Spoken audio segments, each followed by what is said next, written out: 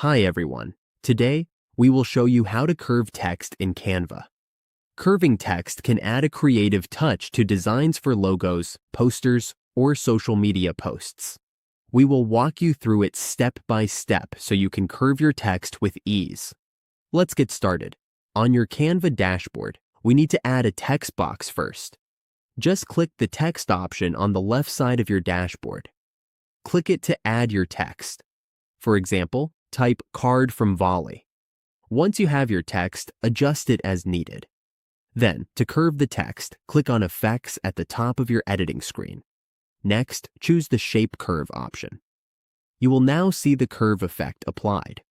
From here, you can adjust the curve to your liking.